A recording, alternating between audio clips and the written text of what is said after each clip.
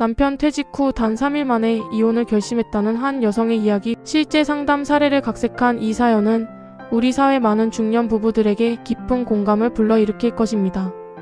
30년을 함께 살아온 부부가 퇴직이라는 인생의 큰 전환점을 맞이했을 때 어떤 심리적 변화를 겪고 관계는 어떻게 달라질 수 있는지 객관적이고 침착한 시선으로 깊이 있게 살펴보겠습니다. 여러분은 혹시 이런 경험을 해보신 적 있으신가요? 이 사연의 주인공인 정점순 씨는 올해 50입니다. 스스로를 조용한 사람이라고 소개하는 그녀는 말이 많지 않고 묵묵히 자신의 할 일을 하며 사는 것을 좋아한다고 말합니다. 친구가 많지는 않지만 가까운 사람에게는 아낌없이 줄 수 있는 성품을 지녔죠. 그녀는 지난 30년간 남편의 뒷바라지를 하고 아이들을 키우며 조용히 자신의 자리에서 가정을 지켜왔습니다. 남편의 퇴직은 정점순 씨에게 새로운 기대로 다가왔습니다. 이제는 남편과 함께 밥도 먹고 산책도 하며 오붓하게 노후를 보낼 수 있을 것이라는 기대였습니다. 30년 동안 각자의 삶에 바빴던 만큼 이제야 비로소 함께 삶을 나눌 수 있으리라는 설렘이었습니다. 그러나 퇴직 첫날부터 정점순 씨의 기대는 흔들리기 시작했습니다. 아침에 일어나 보니 남편은 소파에 앉아 있었습니다. TV를 보는 것도 휴대전화를 보는 것도 아니었습니다. 그저 멍하니 앉아 있을 뿐이었죠. 밥 먹었어요? 라는 정점순 씨의 질문에도 남편은 아무런 대답이 없었습니다. 정점순 씨는 처음에는 남편이 피곤해서 그러려니 생각했습니다. 30년 동안 열심히 일했으니 잠시 쉬고 싶을 것이라고요. 하지만 그 무거운 침묵은 하루가 가고 이틀이 가고 일주일이 지나도 계속되었습니다. 남편은 매일 같은 자리에 앉아 식사 시간이 되면 나와 밥을 먹고 다시 소파로 돌아갔습니다.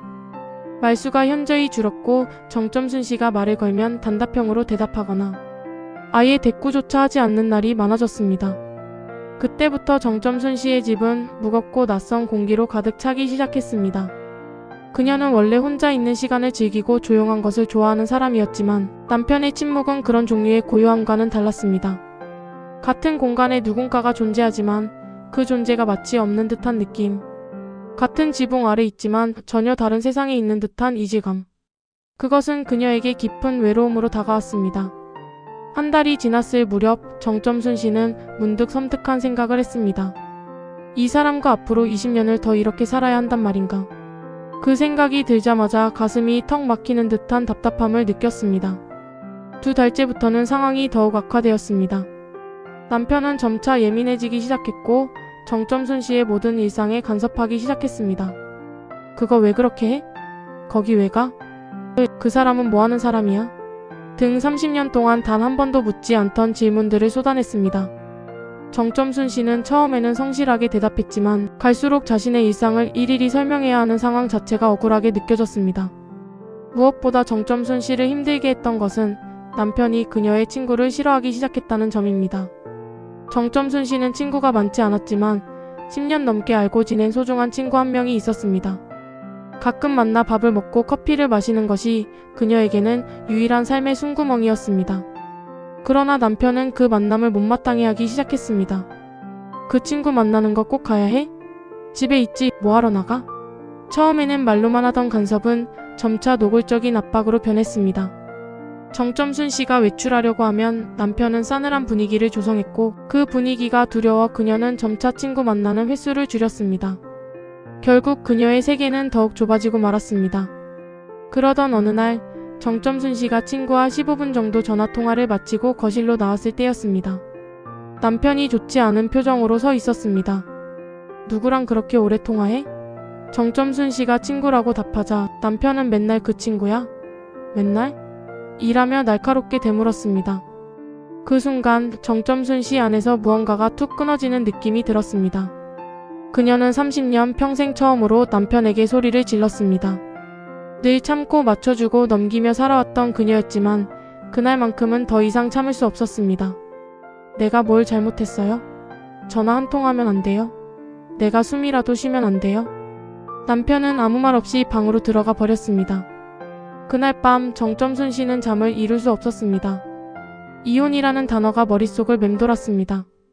이게 맞는 건가? 이게 내가 원하는 노후인가? 이렇게 살면 안 되는 건가? 그렇다고 여기서 나가면 어디로 가나? 수많은 질문들이 그녀를 괴롭혔고 밤새 뒤척이다 새벽을 맞이했습니다. 며칠 후 정점순 씨는 오랫동안 알고 지낸 상담사 선생님께 연락을 했습니다. 남편의 퇴직 후 변화, 간섭, 친구 문제, 그리고 그날 밤의 일까지 모든 것을 털어놓았습니다. 선생님은 그녀의 이야기를 다 듣더니 이렇게 말씀하셨습니다. 점순 씨, 남편이 변한 게 아니에요. 남편이 처음으로 자기를 잃어버린 거예요. 그 말은 정점순 씨의 머릿속에서 한동안 떠나지 않았습니다. 자기를 잃어버린 사람. 그녀는 그때까지 남편이 자신을 힘들게 하는 사람이라고만 생각했습니다. 그러나 상담사의 말을 듣고 남편을 다른 시선으로 바라보게 되었습니다. 30년 동안 회사에 다니고 직함이 있고 명확한 역할이 있었던 그것이 남편의 전부였던 것입니다. 그런데 그 모든 것이 하루아침에 사라져버린 상황. 그에게 얼마나 큰 상실감과 불안감이 밀려왔을까? 정점순 씨는 비로소 남편의 입장을 헤아리게 되었습니다. 집에 돌아와 보니 남편은 여전히 소파에 앉아 있었습니다. 늘 그랬듯이. 하지만 그날은 남편이 전과는 다르게 보였습니다. 왠지 모르게 크게 느껴졌던 그 존재가 작아 보였고 무섭게 느껴졌던 그의 침묵이 사실은 깊은 두려움의 표현이었을지도 모른다는 생각이 들었습니다. 정점순 씨는 조심스럽게 남편 옆에 앉았습니다. 아무 말도 하지 않았습니다. 그저 옆자리에 앉아 있을 뿐이었습니다.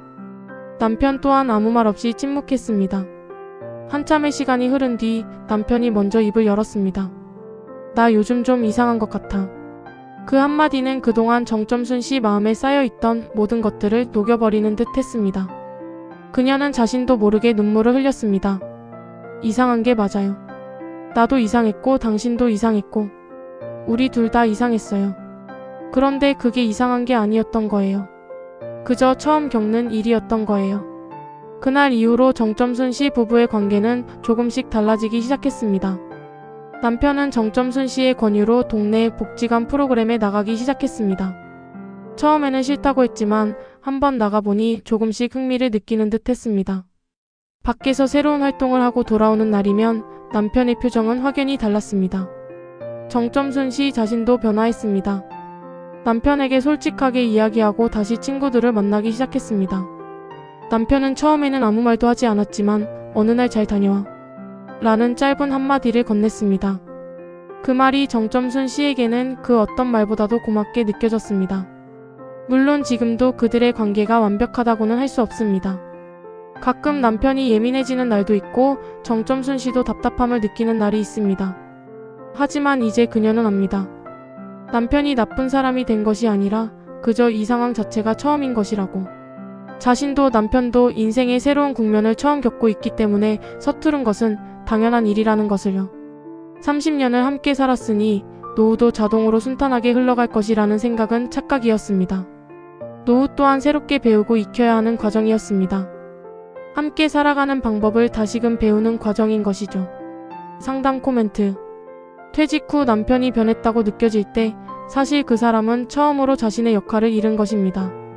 직업이라는 명확한 역할이 사라지면 사람은 극심한 불안감에 휩싸일 수 있습니다. 그리고 그 불안감은 때로는 배우자에 대한 과도한 간섭으로, 때로는 무기력하고 침묵하는 모습으로 나타나기도 합니다. 이는 나쁜 사람이 된 것이 아니라 삶의 방향을 잃고 헤매는 사람의 심리적 신호입니다. 이러한 상황에서 가장 필요한 것은 배우자를 섣불리 판단하기보다 먼저 그의 옆에 앉아 묵묵히 지지해주는 것입니다. 웹 검색 결과에서도 언급되었듯이 은퇴 남편 증후군 RHS는 남편의 심리 변화가 아내에게 미치는 정서적, 신체적 스트레스 반응을 의미하며 이러한 문제 해결을 위해서는 부부간 역할 재조정, 개인 공간 보장, 감정 표현 방식 점검, 그리고 필요에 따라 부부 상담 및 개인 상담이 필수적입니다. 서로를 이해하고 소통하려는 노력이 퇴직 후 부부관계의 질을 결정하는 핵심 요소임을 잊지 말아야 합니다. 여기까지 들어주셔서 감사합니다. 구독과 좋아요를 눌러주시면 더 많은 실제 사례와 분석으로 다시 찾아오겠습니다. 여러분도 비슷한 경험이 있으시다면 경험담이나 느낀 점을 댓글로 달아주세요. 여러분의 이야기가 누군가에게는 큰 위로와 용기가 될 수 있습니다.